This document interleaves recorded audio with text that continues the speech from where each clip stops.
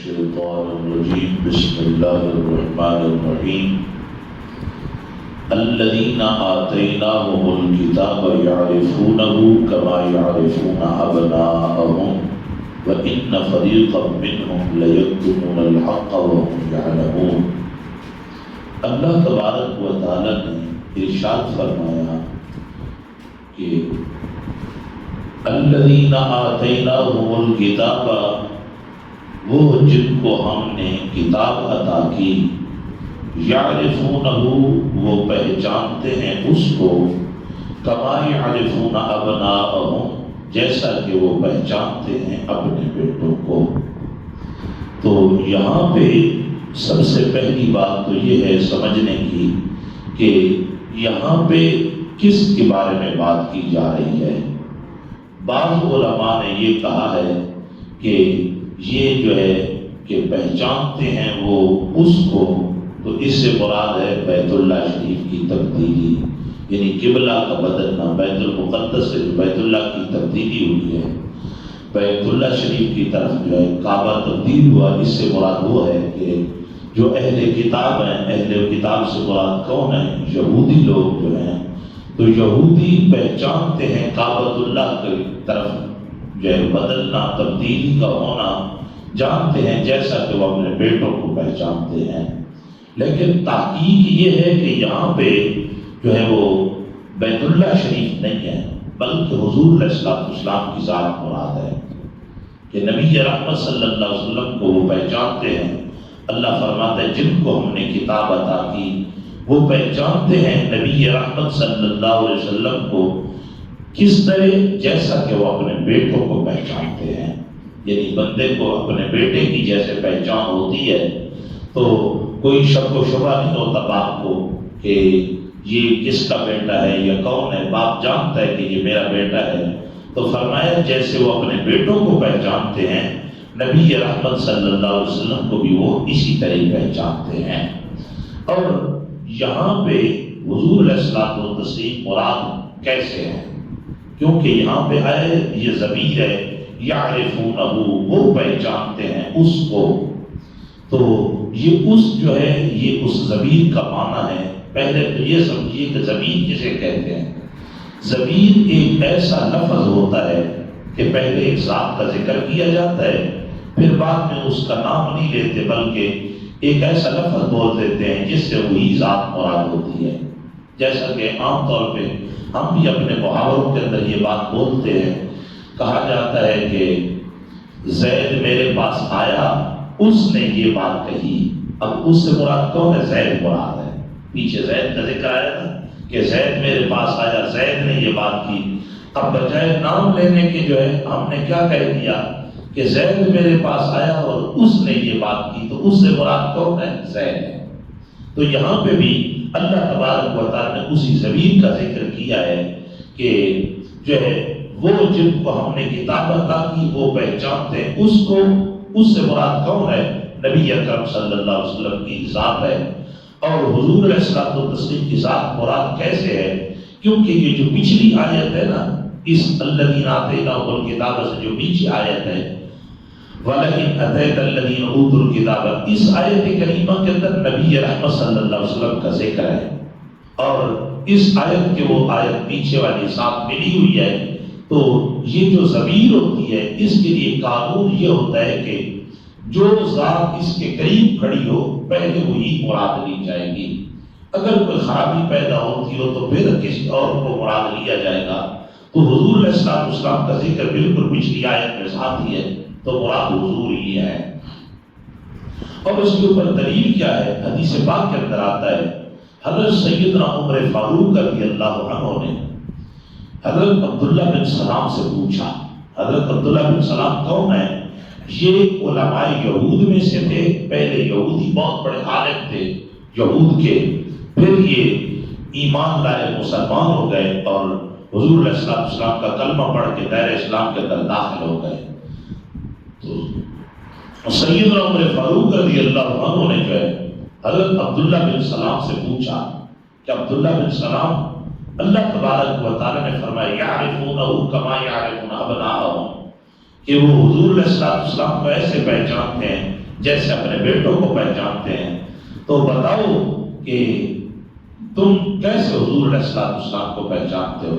حضرت عبداللہ بن سلام نے کہا عمر، ہم نے نبی رحمت صلی اللہ علیہ وسلم کو واقعی ایسی پہچانتے ہیں جیسے اپنے بیٹوں کو پہچانتے ہیں، بلکہ یہاں تک آگے فرمایا، کہنے لگے بلکہ جو ہے اپنے بیٹوں کے بارے میں تو ہمیں عورتیں بتاتی ہیں، لیکن حضور علیہ الصلوۃ والتسلیم کے بارے میں ہمیں جو ہے وہ یقین ہے، کیونکہ جو صفات جو باتیں ہماری کتابوں کے اندر حضور علیہ السلام کے لیے لکھی گئی وہ بالکل بعین ہی حضور علیہ السلام کے اندر پائی جا رہی ہے۔ تو اس لیے جو ہم نبی رحمت صلی اللہ علیہ وسلم کو اسی طرح پہچانتے ہیں جیسے اپنے بیٹوں کو پہچانتے ہیں۔ یعنی بیٹوں کے بارے میں تو یہ شک ہو سکتا ہے، کیونکہ عورتیں جو خبر دینے والی ہیں اور وہ عورتیں کہتی ہیں کہ یہ تمہارا ہی بیٹا ہے، تو ہو سکتا ہے کہ وہ ہمارا نہ ہو یا کسی اور کا ہو، اس کے اندر تو شک ہو سکتا ہے، گواہی عورت کی ہے، لیکن حضور علیہ السلام کے بارے میں شک نہیں ہو سکتا۔ کیوں؟ اس لیے کہ سرکار کی صفات ان کتابوں کے اندر ذکر کی گئی ہیں جن کو اللہ رب العالمین نے نازل کیا ہے، اور جیسے جیسے حضور کی صفات نازل کی ہیں عین اسی طرح سرکار کے اندر پائی جا رہی ہے جس طرح ذکر کیا ہے۔ تو اس لیے یہاں سے مراد حضور علیہ السلام کی ذات ہے۔ آگے بات سمجھنے کی یہ ہے کہ نبی رحمت صلی اللہ علیہ وسلم کی ذات صفات صفات کا ذکر ہے۔ حضور علیہ الصلوۃ والتسلیم کو اللہ تعالیٰ نے تشبیہ دی ہے کہ یہودی ایسے پہچانتے ہیں جیسے اپنے بیٹوں کو پہچانتے ہیں، حالانکہ بیٹا جو ہے یہ درجے میں باپ سے کم ہوتا ہے، تو باپ کے ساتھ تشبیہ کیوں نہیں دی؟ تو اللہ رب العالمین نے یہ کیوں نہیں فرمایا کہ وہ ایسے پہچانتے ہیں جیسے اپنے باپ کو پہچانتے ہیں؟ تو باپ کے ساتھ تشبیہ کیوں نہیں دی ہے؟ علماء نے اس کی وجہ بیان کی ہے، اور ان وجہ میں سے ایک وجہ یہ بیان کی ہے کہ بیٹا جو ہوتا ہے وہ بعد میں آتا ہے، باپ پہلے ہوتا ہے، اور بیٹا باپ کو صرف سن کے پہچانتا ہے، بیٹا باپ کو سن کے پہچانتا ہے، لیکن جو باپ ہوتا ہے وہ بیٹے کے آنے سے پہلے بیٹے کو جانتا ہے، اس کو پتہ ہوتا ہے کہ جو ہے یہ میرا بیٹا ہے، کیسے کیسے جو ہے اس کی جو ہے وہ ماں کا سلسلہ ہوا، کیسے جو ہے اس کی ولادت ہوئی، کیسے پیدا ہوا۔ تو بیٹے کو باپ جو ہے وہ باپ کی جیسے بیٹا باپ کو جانتا ہے، تو اتنی بیٹے کو معرفت باپ کی نہیں ہوتی جتنی باپ کو بیٹے کی معرفت ہوتی ہے۔ تو حضور علیہ السلام کو بیٹے کے ساتھ تشبیہ اس لیے دی ہے کہ اللہ رب العالمین بتا رہا ہے کہ بیٹے کو تو باپ کے بارے میں زیادہ معرفت نہیں ہوتی، لیکن باپ کو بیٹے کے بارے میں زیادہ معرفت ہوتی ہے، اس لیے فرمایا کہ جیسے وہ اپنے بیٹوں کو پہچانتے ہیں حضور علیہ السلام کو بھی اسی طرح پہچانتے ہیں۔ اور علماء فرماتے ہیں کہ ایک وجہ دوسری بات یہ بھی سمجھنے کی ہے کہ ارشاد فرمایا کہ وہ پہچانتے ایسے جیسے اپنے بیٹوں کو پہچانتے ہیں، تو یہاں پہ پہچاننے کا ذکر کیا ہے۔ تو یہ بات یاد رکھیے ہمیشہ کے لیے کہ حضور علیہ الصلوۃ والتسلیم کو پہچانتا تو ہر کوئی ہے، پہچان کے ساتھ بندہ مومن نہیں ہوتا۔ سرکار علیہ الصلوۃ والسلام کی ذات ثبوت صفات کو ہر کوئی پہچانتا ہے کہ یہ اللہ کے نبی ہے، پہچاننے سے بندہ مومن نہیں ہوتا۔ مومن ہوتا ہے حضور علیہ السلام کو ماننے کے ساتھ، ماننے میں اور پہچاننے میں بہت بڑا فرق ہے۔ تو جس نے حضور علیہ السلام کو صرف پہچانا وہ مومن نہیں ہوگا، جس نے پہچاننے کے ساتھ ساتھ حضور کو مانا اور اس ماننے پہ قائم رہا تو وہ جو ہے وہ مومن ہوگا۔ پہچانتے تو یہودی تھے لیکن وہ مومن ہو گئے نہیں، مومن وہی ہوئے جن نے پہچان کے ساتھ حضور علیہ السلام کو مانا بھی ہے۔ تو آگے قرآن کریم نے فرمایا وَإِنَّ فَرِيقًا مِّنْهُمْ لَيَكْتُمُونَ الْحَقَّ وَهُمْ يَعْلَمُونَ کہ بے شک ایک گروہ ہے ان میں، ان اہل کتاب کے اندر ایک گروہ ہے، اور وہ کیا کرتے ہیں لَيَكْتُمُونَ الْحَقَّ وَهُمْ يَعْلَمُونَ، وہ جان بوجھ کر چھپاتے ہیں حق کو، حال یہ ہے کہ وہ جانتے ہیں علم ہے لیکن اس کے باوجود وہ حق کو چھپاتے ہیں۔ تو جو حق کو چھپاتا ہے وہ بہت بڑا ظالم ہوتا ہے۔ تو یاد رکھیے میرے بھائیوں کہ حق کو جو چھپانے والا ہے وہ مجرم ہے، حق کو کبھی بھی نہیں چھپانا چاہیے۔ حق جو ہوتا ہے وہ حق ہوتا ہے، اور حق کو ظاہر کرنے کے اندر نجات ہوتی ہے، اور حق کو ظاہر کرنے سب سے بہتر ہوتا ہے۔ تو یہ حق بات کو چھپانا یہ کن کا کام ہے؟ یہودیوں کا کام ہے۔ حق بات کو چھپانا یہ یہودیوں کا کام ہے، مومنوں کی یہ شان نہیں ہے۔ مومن حق کو نہیں چھپاتے بلکہ مومن حق کو ظاہر کرتے ہیں۔ اور علامات ایمان میں سے مسلمانوں کی نشانیوں میں سے ایک نشانی یہ بھی ہے کہ مسلمان حق کو چھپاتے نہیں، مسلمان حق کو ظاہر کرتے ہیں۔ آج اگر کوئی آدمی حق کو چھپا رہا ہے اور دوسرا بندہ یہ کام کرتا ہے، جی مسلمانوں کا تو کام ہی یہی حق کو چھپانا، یاد رکھیے مسلمانوں کا یہ کام نہیں حق کو چھپانا، بلکہ قرآن بیان کرتا ہے کہ یہ کام تو یہودیوں کا ہے، یہ کام تو یہودیوں کا ہے، وہ حق کو چھپاتے ہیں۔ مسلمان کی شان حق کو چھپانا نہیں بلکہ مسلمان کی شان حق کو ظاہر کرنا ہے۔ اور دوسری بات یہ ہے کہ یہاں پہ ان لوگوں کا ذکر کیا جو علم والے ہیں، تو پتہ چلا علم والے کا جرم جو ہے جاہل سے زیادہ ہوتا ہے۔ ایک گناہ علم والا کرتا ہے اور وہی گناہ جاہل کرتا ہے۔ جاہل کو اتنا گناہ اور پکڑ نہیں جتنی صاحب علم آدمی کی پکڑ ہے اور صاحب علم آدمی کو گناہ ہے۔ کیوں؟ یہاں پہ ہے ان صاحب علم لوگوں کا ذکر کیا گیا، تو تمام کا ذکر نہیں کیا۔ کیوں؟ اس لیے کہ صاحب علم جو ہے وہ جاہل سے زیادہ مجرم ہوتا ہے۔ اور آگے ارشاد فرما الحق من ربک فلا تکونن من الممترین، کہ یہ حق ہے تیرے رب کی طرف سے، یہ تیرے رب کی طرف سے حق ہے، خبردار تو شک نہ کرنا اس میں۔ کون ہے؟ سننے والے۔ یہ سننے والوں کو خطاب ہے کہ نبی رحمت صلی اللہ علیہ وسلم کی ذات ثبوت صفات پہ اگر کوئی اعتراض کر رہا ہے تو اس کے اعتراض کو نہ دیکھنا، حضور علیہ الصلوۃ والتسلیم کا تشریف لانا یہ حق اور سچ ہے، اور یہی حق ہی ہے حضور کا تشریف لانا۔ اگر کوئی آدمی جو ہے وہ اعتراض کر رہا ہے یا کوئی آدمی تجھے شک میں ڈال رہا ہے تو اے سننے والے تو شک میں نہ پڑنا۔ کیوں؟ اس لیے کہ جس نے میرے محبوب علیہ السلام کے بارے میں ذرا برابر بھی شک کیا وہ مارا گیا اور وہ تباہ و برباد ہو گیا، اور جس نے حضور علیہ السلام کی ذات ثبوت صفات سے رخ پھیرا بس اس کی دنیا بھی برباد ہو گئی، آخرت بھی برباد ہو گئی۔ اعلیٰ حضرت عظیم البرکت فرماتے نہیں ہیں جو تیرے در سے یار پھرتے ہیں یوں ہی در بدر خار پھرتے ہیں۔ تو جس آدمی نے حضور کے در سے رخ پھیرا تو وہ آدمی تباہ و برباد ہو گیا، اور اس آدمی کی دنیا بھی برباد ہو گئی اور آخرت بھی برباد ہو گئی ہے۔ تو اس لیے انسان کو چاہیے، بندہ مومن کو چاہیے، اور تمام نسل انسانیت کو چاہیے، آج کل جیسے نسل انسانیت کا ڈھڈورا پیٹا جا رہا ہے کہ جی نسل انسانیت کے حقوق ہوتے ہیں، انسان کے حق ہے۔ یاد رکھو تمام حق، تمام جو ہے وہ معاملات مومنین مسلمانوں کے ہیں، اور کفار کے حق مسلمانوں کے تابع ہیں، مسلمانوں کے اوپر نہیں۔ اور پھر یہ بات بھی یاد رکھیے کہ نسل انسانیت کی بقا نبی رحمت صلی اللہ علیہ وسلم کی تعظیم و توقیر کے اندر ہے۔ جس آدمی نے بھی حضور علیہ الصلوۃ والتسلیم کی ذرہ برابر بے ادبی کی یا بے ادبی کا سوچا، اللہ دنیا میں بھی اسے برباد کرتا ہے، آخرت کے اندر بھی برباد کر دیتا ہے۔